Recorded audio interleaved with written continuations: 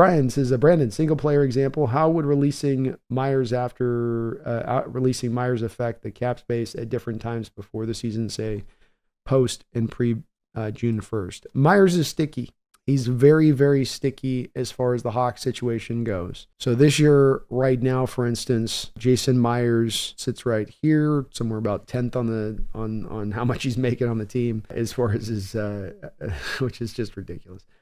But if you were to try to, of course, do a pre-June 1st cap release on him right now, you've got $9.1 million. So you're not really saving. You've got negative money essentially you take on with him at this point. That would be $3.65 million. This is, of course, what took Jason off the board of being even a possibility on this.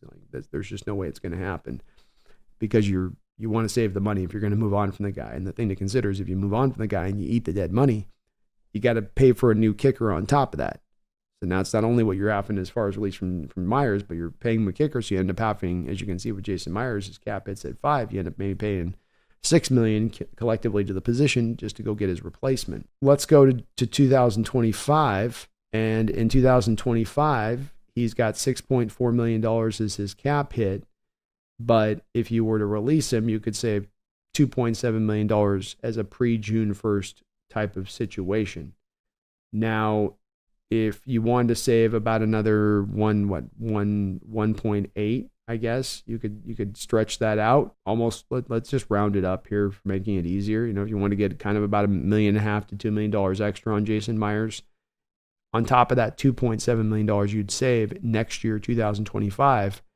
If you made him a post-June 1st designation, you could do so at that point. He comes out to saving you about $4 million. You are eating at that point $3.75 million. So whoever you sign still ends up taking you, let's say you go get a veteran minimum kicker at that point. Look at it like this as well. Veteran minimum kicker costs you $2 million, probably $3 million. So then you're paying $6.75 million with the dead money, even with the savings that you've had on Meyers. You have $6.75 million at that point as far as what you're paying cumulatively to kickers. And if you come back over to what Meyers is making, you essentially then end up spending about $300,000 more to move off from Meyers. Is the guy that's replacing him that much better? The savings are not going to be that substantial. This is where we come down to we're kind of stuck with Meyers for a couple of years. He's not leaving this year. He's not leaving next year. The time to look at the deal with him and when that potential maybe comes in where John drafts a kicker maybe in the 4th round in 2026.